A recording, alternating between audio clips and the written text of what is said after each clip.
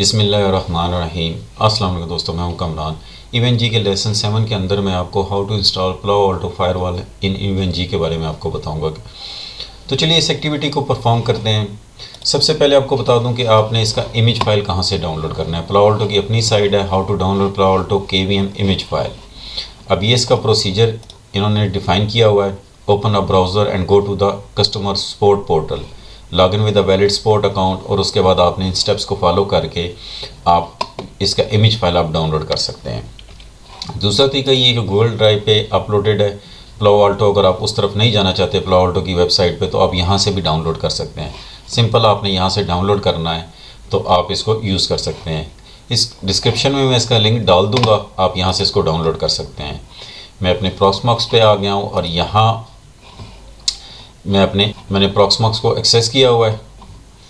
Plough Alto का folder मैंने create किया हुआ है, इसके अंदर कुछ भी नहीं है। अभी मैं आपको सबसे पहले इमेज फाइल जो मैंने डाउनलोड की है वो ये पड़ी हुई है। अब क्या करना है, मैंने WinSCP के थ्रू इसको एक्सेस करना है। रूट, और यहाँ मैं जूम करके आपको पाथ दिखा देता हूँ। OPT, unit lab, add on और कीमू के अंदर आपने यहाँ पहले डायरेक्टरी क्रिएट करनी है। अच्छा, डायरेक्टरी कैसे करनी है, यहाँ आपने अपनी मर्ज़ी से कुछ भी नहीं करना। इवन जी की साइड पे आना है, कम्युनिटी पे आना है। यहाँ लेफ़्ट साइड पे मैं जूम करके आपको दिखाता हूँ कीमू इमेज नेमिंग, आपने यहाँ आ जाना है और यहाँ से आपने नीचे आना है और प्लाउ ऑल्टो सर्च करना है, क्योंकि यहाँ से कीमू फोल्डर नेम EVE, यहाँ हम देखते हैं प्लाउ ऑल्टो। ये आपने फ़ोल्डर का नाम प्लाउ ऑल्टो हाइफन यहाँ तक एग्जैक्ट यही नाम रखना है, और इसकी जो फाइल है उसका एक्सटेंशन ये रखना है प्लाउ ऑल्टो, और एक्सटेंशन क्या है vetia.qcock2। अब मैं यहाँ आता हूँ WinSCP पे, यहाँ डायरेक्टरी क्रिएट करता हूँ और इसका नाम रखता हूँ प्लाउ ऑल्टो हाइफन। इसके बाद मैं कुछ भी रख सकता हूँ, हाइफन तक मैंने यही रखना है। ओके करते हैं, इसको ओपन करते हैं और यहाँ से ये जो इमेज है मैं यहाँ से सिंपल इसको ड्रैग एंड ड्रॉप कर लेता हूँ। अब ये थोड़ा सा टाइम लेगा अपलोड होने में, तब तक मैं वीडियो पॉज कर लेता हूँ। इमेज मेरा अपलोड हो गया है। अच्छा, एक चीज़ यहाँ आपने याद रखनी है कि यहाँ ना आपने अपनी मर्ज़ी से फ़ोल्डर का नाम आप रख सकते हैं और ना फाइल का नाम, लाइक ABCXYZ, कुछ भी नहीं। आपने इस प्रोसीजर को फॉलो करना है, तभी आप इस पर काम कर सकेंगे। प्लाउ ऑल्टो की एक्सटेंशन फाइल का आपने यहाँ से कॉपी कर लेना है .qcock2। अब मैं वापस आता हूँ यहाँ और यहाँ मैं इस पर राइट क्लिक करके इसको रीनेम करता हूँ और यहाँ सिंपल इसको पेस्ट कर देता हूँ, और यहाँ से राइट क्लिक करके इसकी प्रॉपर्टीज़ में आता हूँ और यहाँ से इसकी परमिशन चेंज कर सकते हैं। रिफ्रेश कर देते हैं। आप CLI मोड से भी परमिशन चेंज कर सकते हैं और यहाँ से भी कर सकते हैं। ये हो गया। इस करने के बाद आपने प्रॉक्समॉक्स पे आना है और यहाँ आपने कमांड लगानी है, ये वाली। मैं जूम करके आपको दिखा देता हूँ, परमिशन चेंज वाली। ये भी मैं डिस्क्रिप्शन में डाल दूँगा, आपने यहाँ इंटर करना है।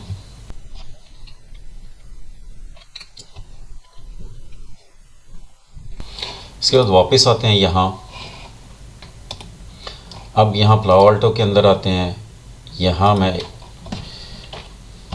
प्लाउ ऑल्टो कुछ भी आप नाम रख सकते हैं और सेव कर लें इसको, लैब को, जो भी आप लैब का नाम रखना चाहते हैं। ऐड एन ऑब्जेक्ट पे आता हूँ और यहाँ पहले नेटवर्क कर लेते हैं और यहाँ मैं मैनेजमेंट क्लाउड सेव कर लेता हूँ। इसको लाते हैं यहाँ, ऐड ऑब्जेक्ट नोड पे आते हैं, Palo Alto firewall, CPU, RAM, ethernets, ये डिफ़ॉल्ट हैं। अगर आप चेंज करना चाहें तो आप यहाँ से चेंज कर सकते हैं। यहाँ से अगर आप नाम चेंज करना चाहें तो नाम भी चेंज कर सकते हैं। इसी तरह कंसोल में यहाँ VNC, telnet VNC RDP, default VNC है, मैं इसी पे रहने देता हूँ और यहाँ से इसको सेव कर देता हूँ। अब इसको इसके साथ लिंक करते हैं, और choose interface for plough Alto.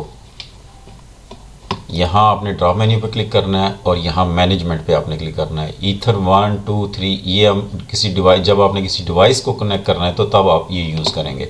Save करते हैं यहाँ से और यहाँ इसको राइट क्लिक करके इसको स्टार्ट करते हैं। अब इस पर डबल क्लिक करते हैं। Welcome to Pan OS boot loader. अब आपने कुछ भी नहीं करना, ये खुद ही इंस्टॉलेशन इसकी स्टार्ट हो चुकी है।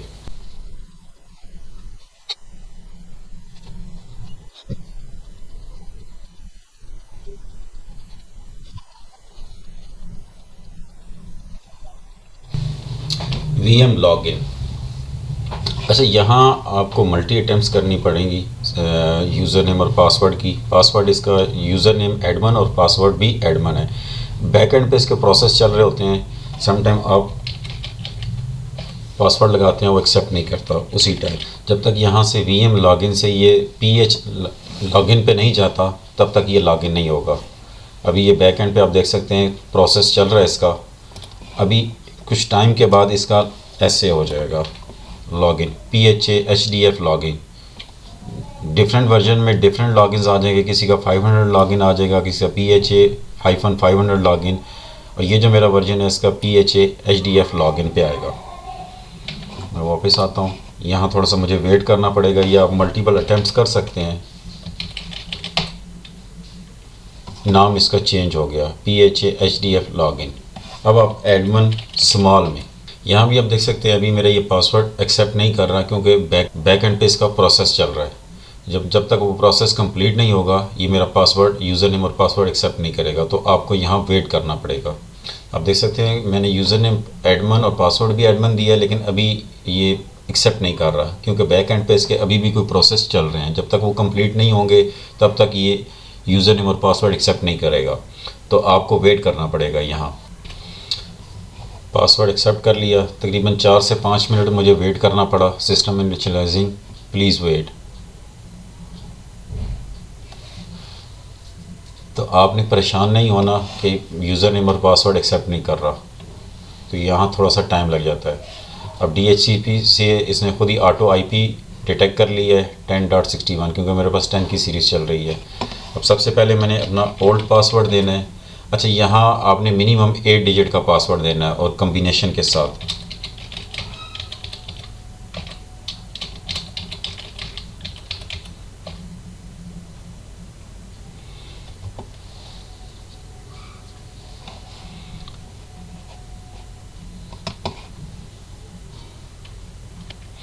रेडी हो गई। अब यहाँ मैं जूम कर लेता हूँ। सबसे पहले चेक करते हैं शो सिस्टम इन्फो, बड़ा कर लेते हैं। अब यहाँ ये मुझे सबसे ऊपर host name PA-VM, IP address 192.168.10.61, net mask default gateway मुझे शो कर रहा है। IP असाइनमेंट DHCP है। इसी तरह मैक एड्रेस मुझे शो कर रहा है, टाइम और मॉडल। और अगर यहाँ से आप इसका वर्जन देखना चाहें तो यहाँ से सॉफ्टवेयर वर्जन SW वर्जन 10, इस जो मेरी प्लाउ अल्टो वर्जन है उसका वर्जन 10 है। इसको यहाँ कर लेते हैं। यहाँ अगर आप शो इंटरफेस मैनेजमेंट, तो यहाँ से भी IP आप देख सकते हैं। IP address 192.168.10.61।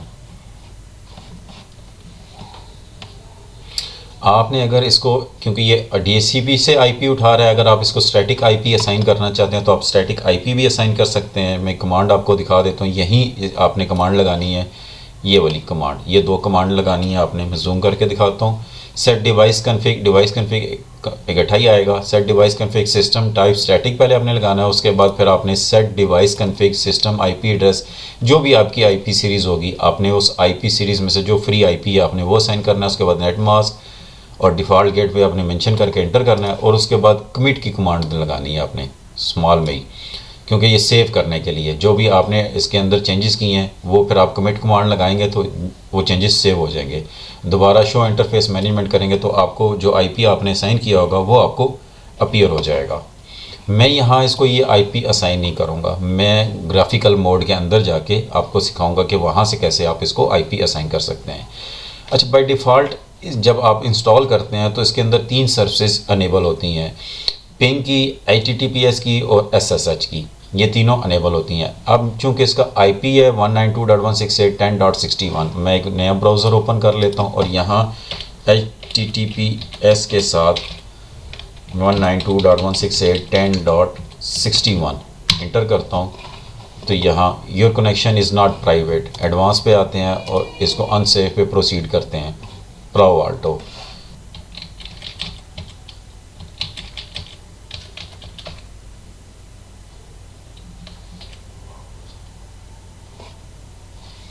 अब यहाँ आपने पहले अपना ओल्ड पासवर्ड लगाना है और उसके बाद आप नया पासवर्ड जो आप रखना चाह रहे हैं, मेक श्योर मिनिमम 8 कैरेक्टर्स हो।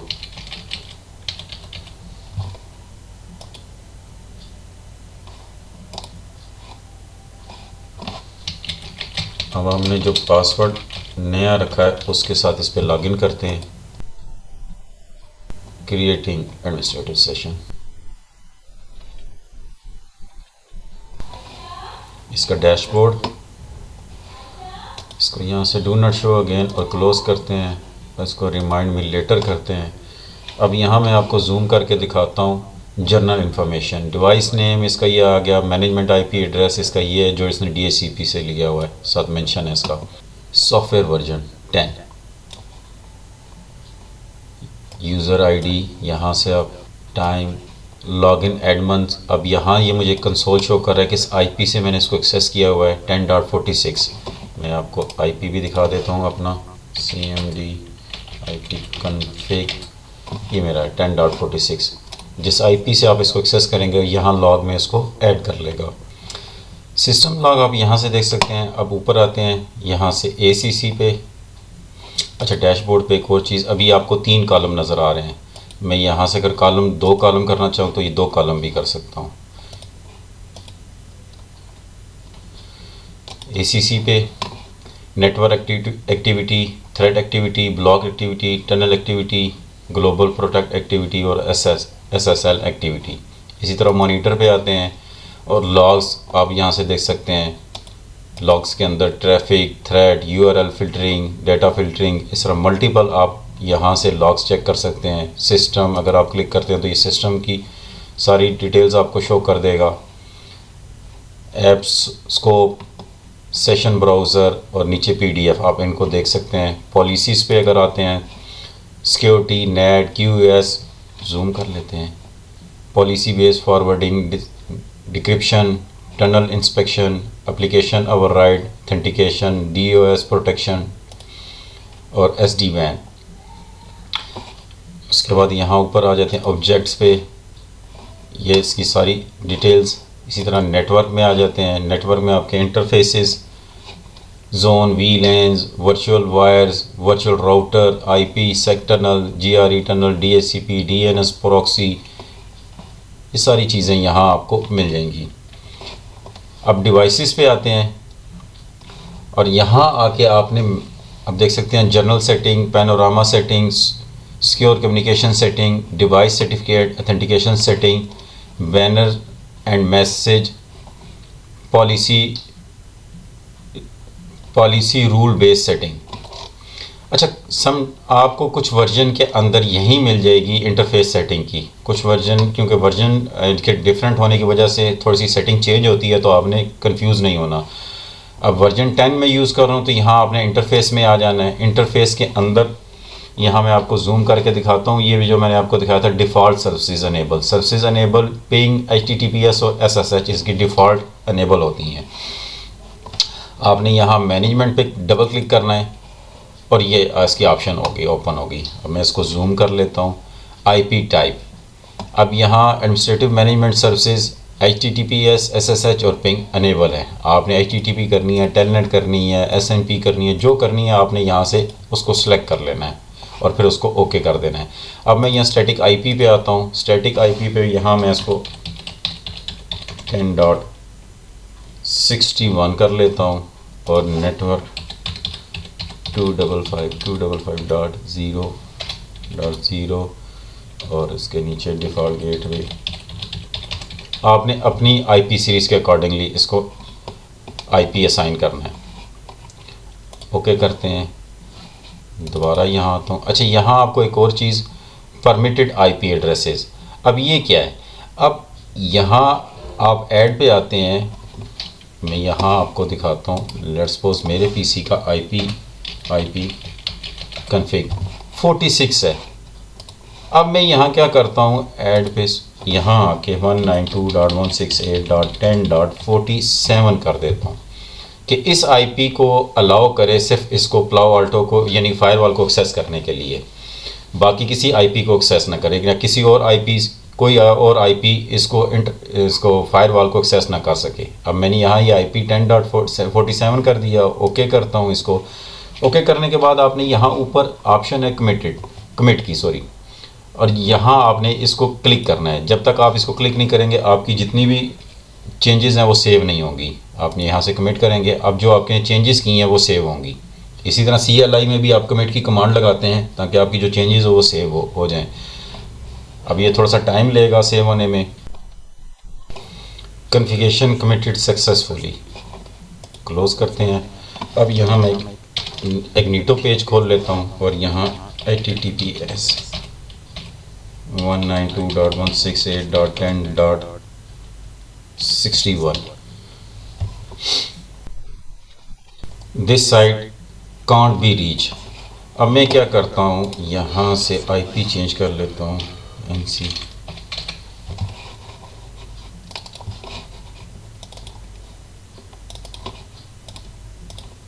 यहाँ मैनुअल आईपी असाइन करता हूँ इसको 10.47 मैंने उसको असाइन किया था।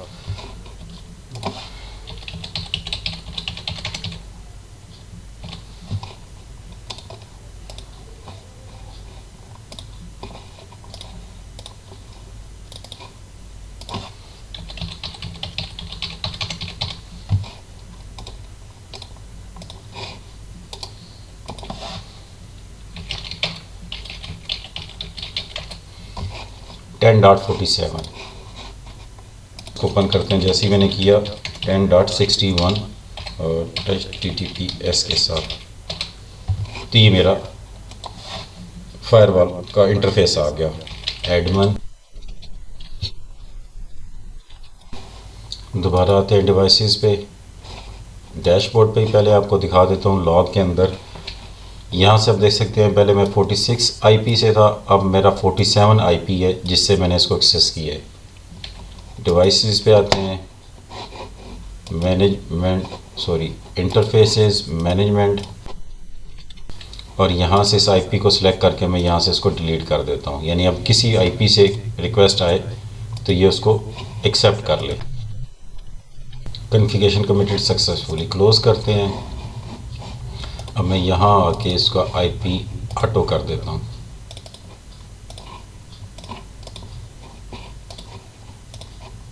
अगेन 46 हो गया, तो क्लोज करते हैं।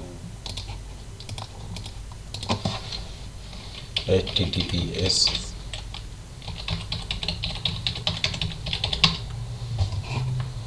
ये हो गया। होप आपको समझ आ गई होगी कि कैसे EVE-NG के अंदर आप पालो अल्टो फायरवॉल इंस्टॉल कर सकते हैं। वीडियो कैसी लगी कमेंट्स में ज़रूर बताइएगा। इस वीडियो में इतना ही, मिलते हैं अपनी नेक्स्ट वीडियो में। तब तक के लिए अल्लाह हाफ़िज़।